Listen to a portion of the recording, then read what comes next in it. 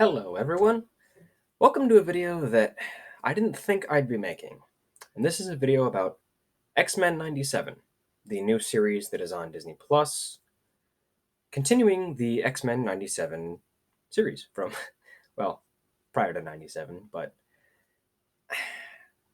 this was something, and I guess I'll start with a little bit of backstory here.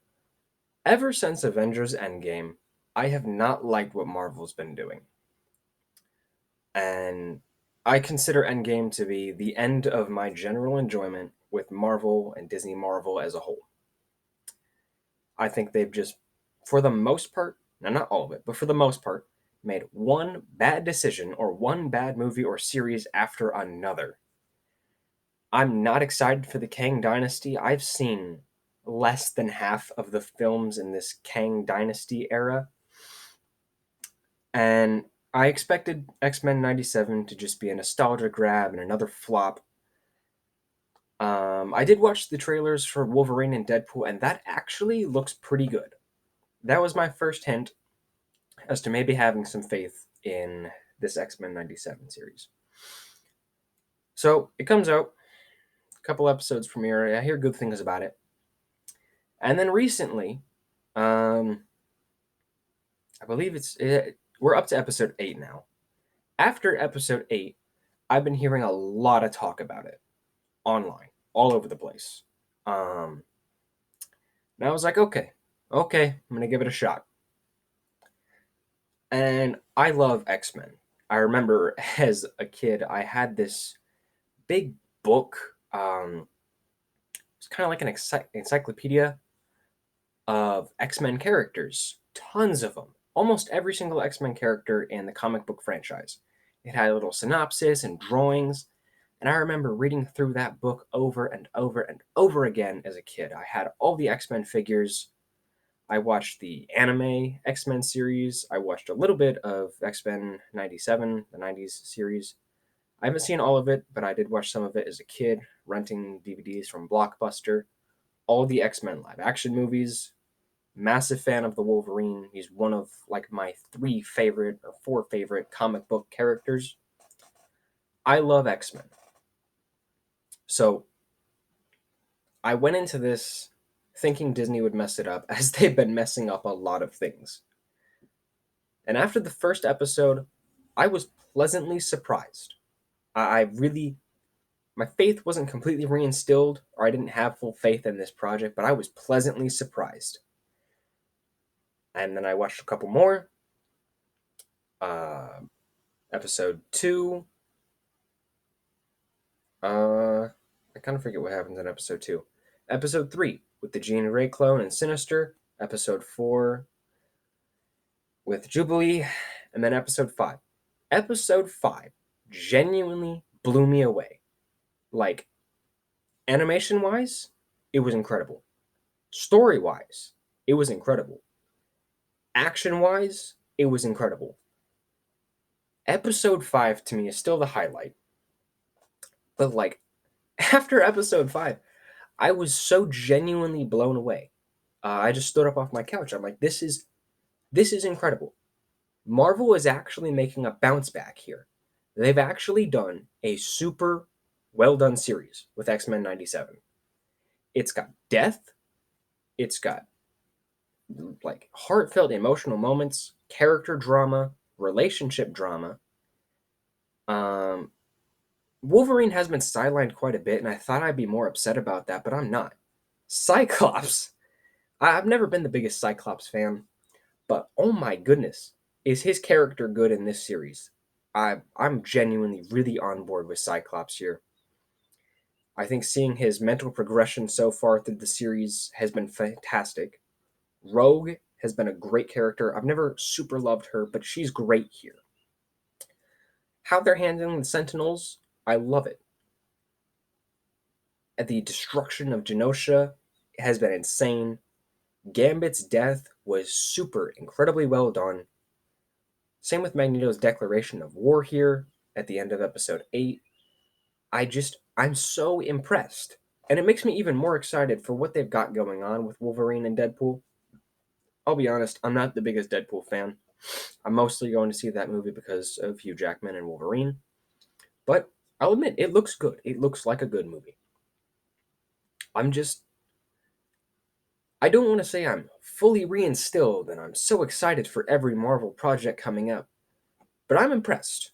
I would like to give Disney a small round of applause. They've actually done it. I think this is their first step to bouncing back. And at the very least, I am excited to see future X Men projects from Marvel and Disney. I think they've really stuck the landing here. I believe it's two more episodes. I think it's 10 episodes as a whole for the X Men 97 series. I'm excited to see what they're going to do here. The return of Xavier has been interesting. So many things about this series are interesting. And I really like how a lot of it's also complex. It gets around my head. And it really makes you think. And they don't treat it just like a kid's show. This is a show for kids, for teenagers, for adults. It's complex, it's interesting, it has a very engaging narrative, it has engaging characters, it has engaging drama. I don't even really like emotional or romance stuff, but I'll admit that I'm invested in seeing what's going on with Cyclops and Jean Grey. I'm invested in what happened with Rogue and Gambit and Magneto, and I'm very happy to see where this series goes, what the future of the X-Men is with Marvel.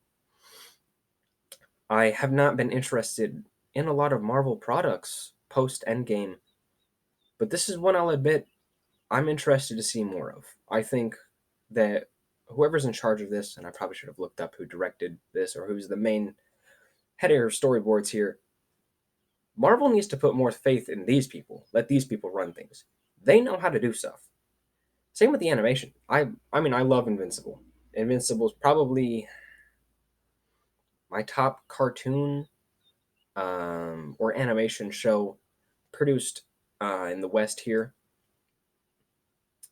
But there were some lacking points of animation in season two of Invincible, but I do love Invincible narratively. I'd say I do like Invincible narratively more than X Men 97, but the animation here has been fantastic. And I think Invincible and X Men 97 are two good examples of series that we need right now. I love superheroes. It's what I grew up with for years. But seeing this decline in the superhero genre has led me to turn more towards manga and storytelling from Japan and how they view things and how they do things, their artistic depictions over there. And I admit, I love narratively manga. I think narratively manga is a lot better than comics, and I've grown to have a massive love for manga and the Japanese medium. But I think Invincible, X Men 97, and even The Boys 2 is the bounce back that superhero culture needs to be important, to be relevant, and to be interesting again. And I'm very excited to see the future of what's going on with this sort of subgenre here, I guess. Overall, I have a lot of praise for X Men 97. I actually wouldn't even say there's many things I dislike about this series. It picks up from what I remember from the 90s series incredibly well. And even though I haven't seen all of the 90s series, I know that it touches on plot points from there that I've seen older fans recollect about. And even I would consider myself to be a newer fan. I'm certainly not an OG. I still understand it. I still understand everything going on, and I still have a vast enjoyment of this series, especially episode 5, I think is pretty much a 10 out of 10 for me.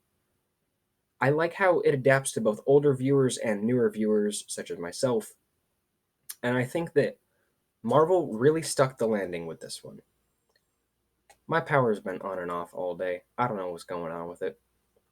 But overall, that's going to wrap up my thoughts on X Men 97. If you haven't seen it yet, I recommend it. I genuinely think you should go watch it if you have not seen X Men 97 yet. It's it's a step in the direction that we need as far as the superhero community, the X Men community, the Marvel community, even the animation community, I guess you could say. This is a fantastic step in the right direction. And like I said, I'm going to give Marvel and Disney the win on this one. They've left me unimpressed for years. And for this, for X-Men 97, I gotta say, good job. We need more of this. You actually did a good job, Disney. That's going to be all for me today. Bye, guys.